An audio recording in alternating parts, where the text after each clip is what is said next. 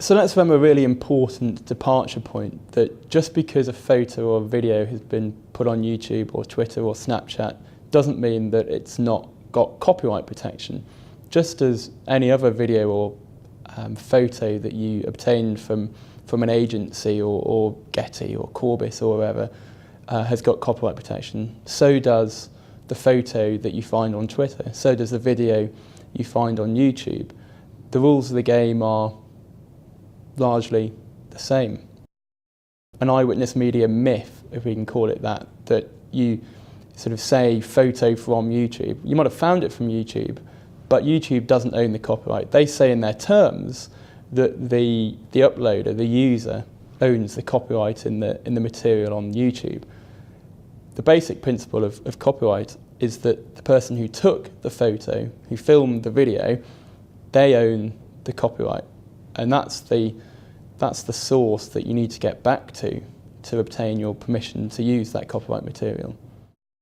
If I've created the best footage of this particular incident, it is my right that copyright provides to me to set the terms on which other people can use that image.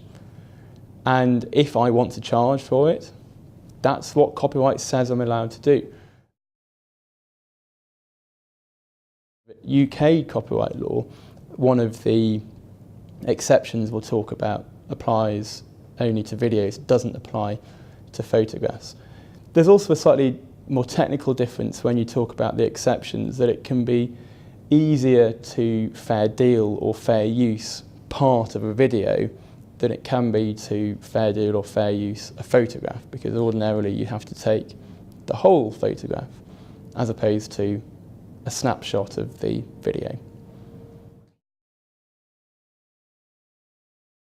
Can I contact them? Can I get a permission request out and back quickly enough?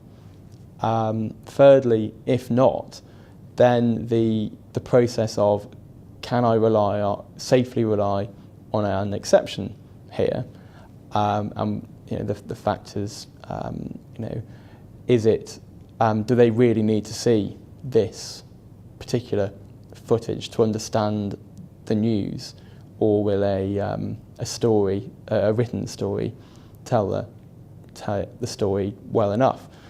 So I think those are the three main steps that have to be gone through, and then you have I suppose the sort of tidy up step afterwards. That if you have obtained that sort of Twitter permission, if we can call it that, the 140 character permission, should we be going back to the Twitter user when the dust has settled, to be putting something a bit more robust in place to get that permission sorted for the future uses that you might make.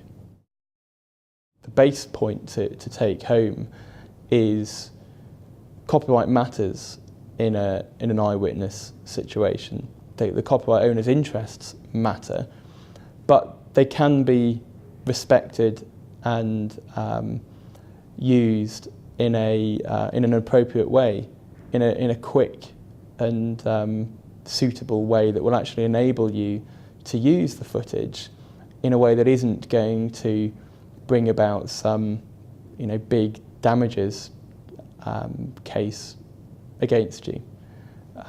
They will start to happen more and more. There are cases popping up every now and again.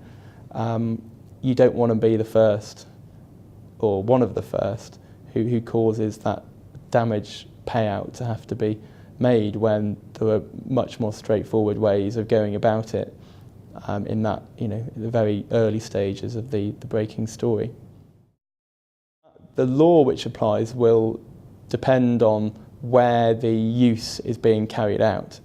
So if we take a UK broadcaster broadcasting in the UK law, if we talk about, say, a UK website with a US focused part of it, and it's on that US focused part, there is the risk there that US law will apply to the sort of the US focused part of it, and we know that US law damages are materially higher, or can be materially higher than those in the UK So that's certainly something to think about.